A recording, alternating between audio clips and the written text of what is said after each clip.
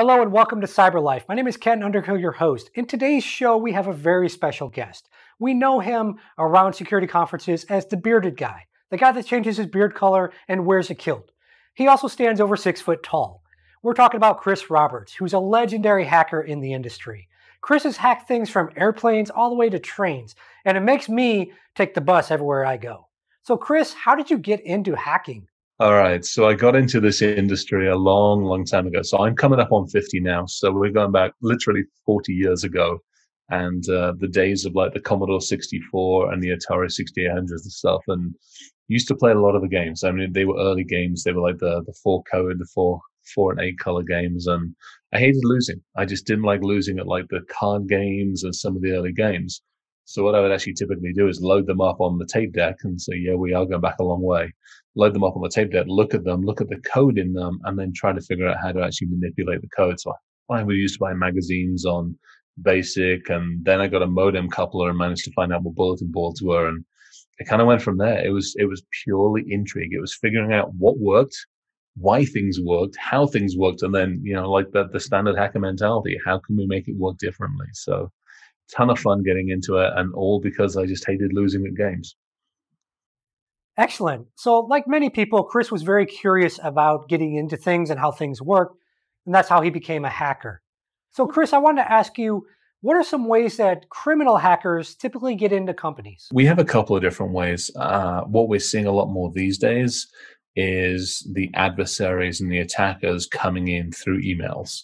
So either somebody's going to email you something saying, hey, we need you to go here, or we need you to see something or do something or open something. And it's all the social engineering aspect. And we see it coming through, obviously, email, through phones, through telephone calls, through SMS messages. So that's one way. Then obviously so much of our technology is connected to the internet. Either via our home, via our work, or anywhere that we're mobile or traveling. And that internet connection is like a doorway. And if you haven't locked that door down effectively as an attacker, as an adversary, I'm going to find all sorts of different ways to get into it. And it might be you've got a web browser open. It might be that you're running cameras, surveillance cameras, and they have to or want to need to communicate to the internet, or all sorts of different things on that way. So we always look at that as, every one of us has got a set of doors, and how well have we locked those doors down? Or unfortunately, how well have the manufacturers locked those doors down when we've bought the technology? So that's the second one. Third one is physical. So we tend to forget that one is, as an attacker or as an adversary, I can still physically walk up to something, you the person, or you the computer, or you the system, and interacting with it in a way that it hasn't really been designed for. So maybe I can put a USB drive into it and make it do something, or I can guess passwords, or I can just take the hard drive out, or I can get to you through like a wireless connection or a Bluetooth connection. A perfect example is all of our cars. So many of our cars these days have Bluetooth connections so that our phone comes in and it talks to it. Well, Bluetooth is advertising to everybody around you. So if I can sit there with an antenna, I can get into it that way.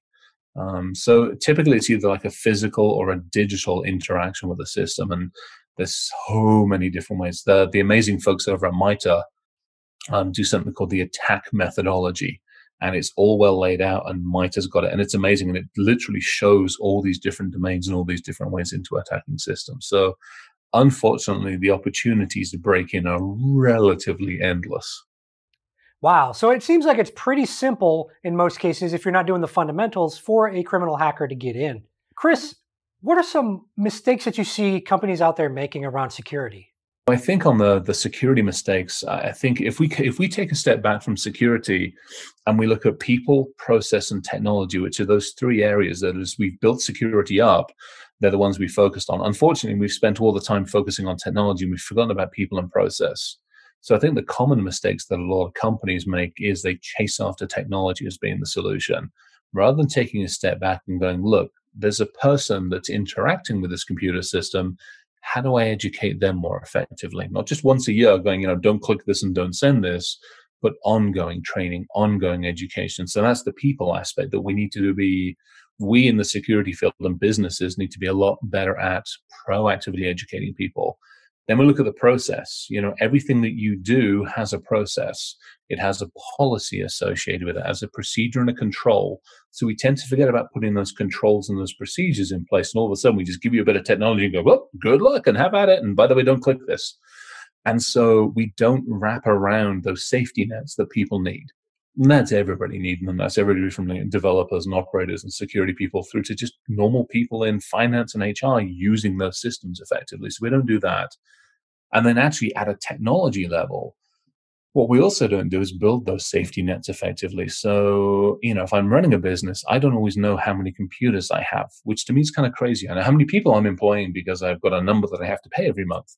But I don't know how many computers I have because it kind of fluctuates. So how do I keep more control of that one? The computer that's in front of me, is it patched? Am I running any kind of endpoint work on it? Am I doing anything to monitor it? In other words, if it burps in the wrong direction on the internet, I want to know about it.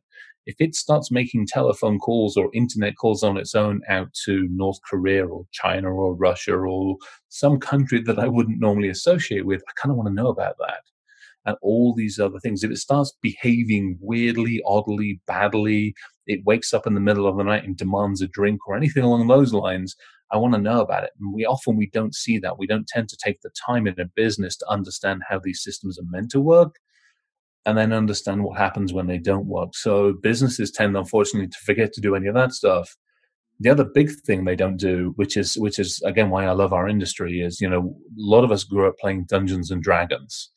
We'd sit around a table and we'd be running our way, pretending to run our way through a canyon or something like that, and what happens and how it works. So we learned how all these tactics and all these games. Well, take that into a business world, and we can learn things before they actually happen. We can learn what happens if an incident happens. What happens if this computer in front of me suddenly disappears? It gets stolen out of the car. What happens to the company? What happens to the data? What happens to the systems? And how are we going to react? So we don't take the time to do that before anything happens. We don't role play. We don't do incident response or anything very effectively. So just a few things to probably get people thinking a little bit. Chris, I wanted to ask you, how can people keep themselves a little safer online? I think the average viewer, and actually this goes for anybody, I would go past even just the average viewer. There's a few things. First and foremost, ask another question. I mean, this is a huge one. So if you think about some of the worst things out there that we as just normal regular human beings tend to see are the scams.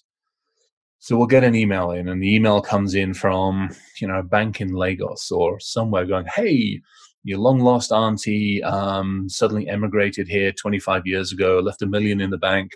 Unfortunately, she passed away and the million's yours. But what we need from you to do is to verify that. And by the way, can you send us some money to validate it? And then we'll promise we'll send you some more money.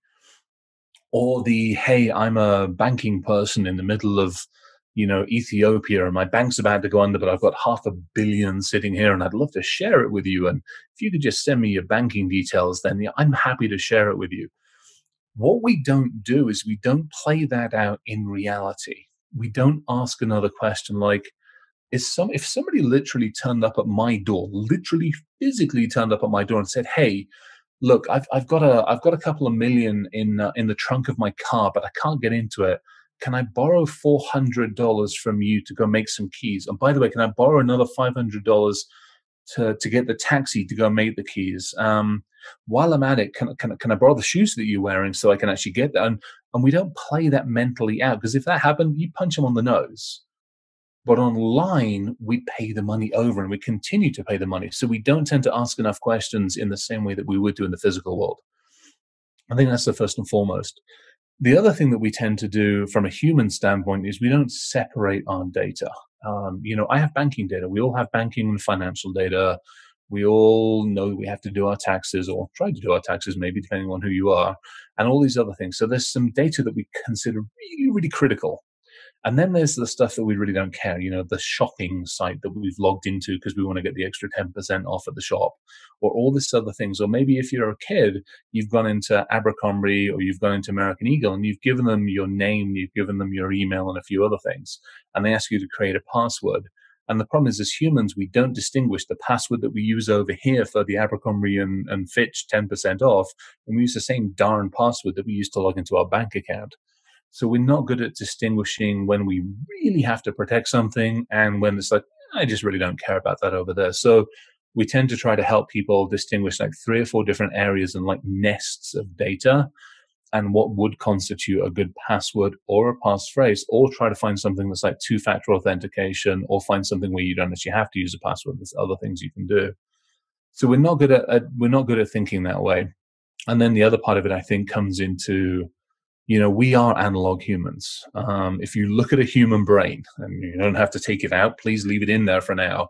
The human body sends 11 million different things to the brain every single second. 11 million.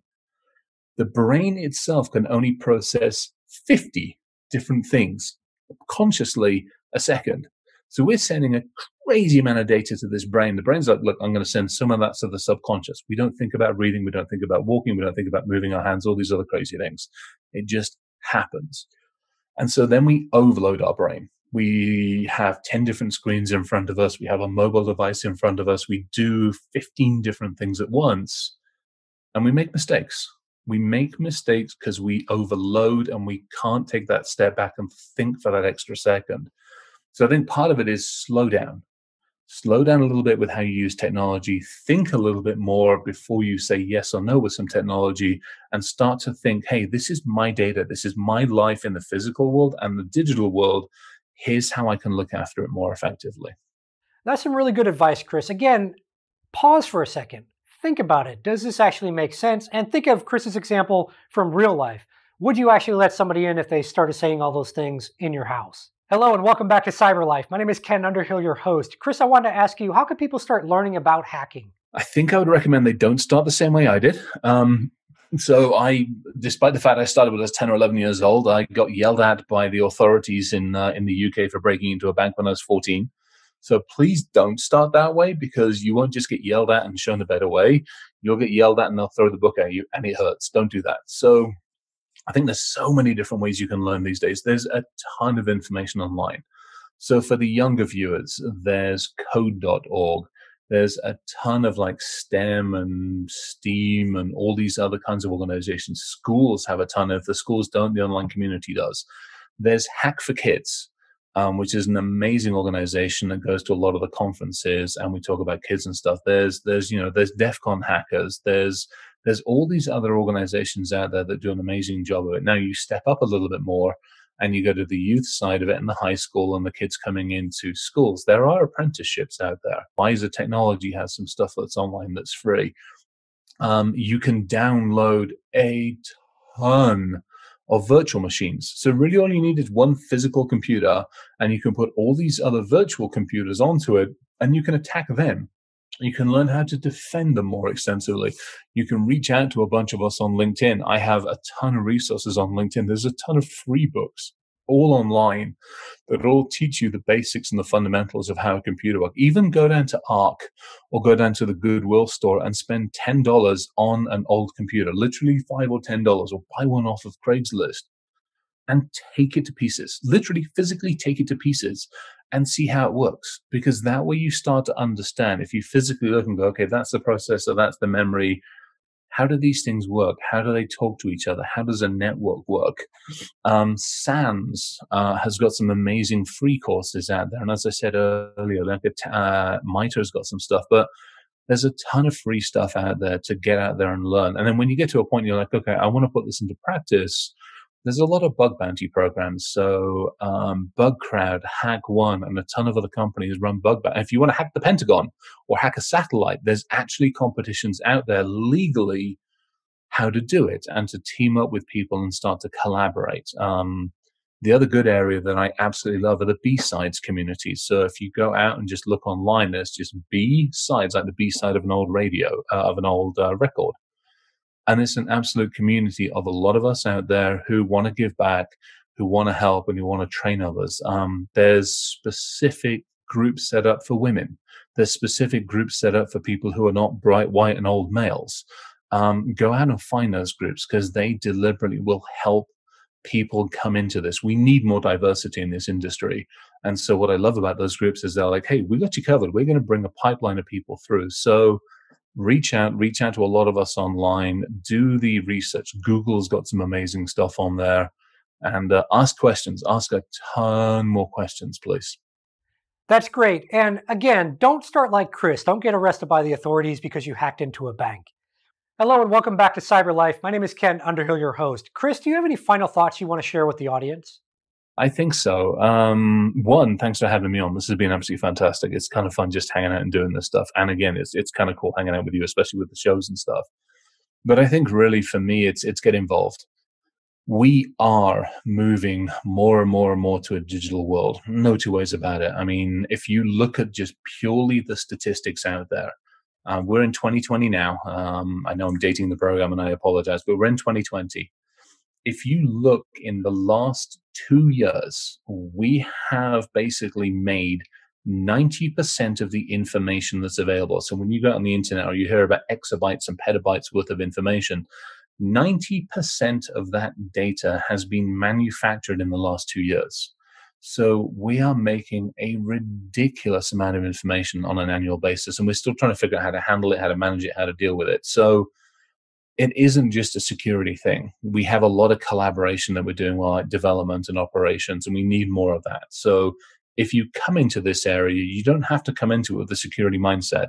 I interviewed an amazing friend earlier on today who comes at it from a social engineering and a psychology aspect. I have another good friend who I talked with earlier on as well, who comes at it purely from a business aspect. And so we in this industry need more diversity. So don't ever think you can't come in. Always realize that there's a lot of us here to ask questions. We have wombles in this industry, no two ways about it. There are some very, very annoying wombles in this industry, so be aware of them.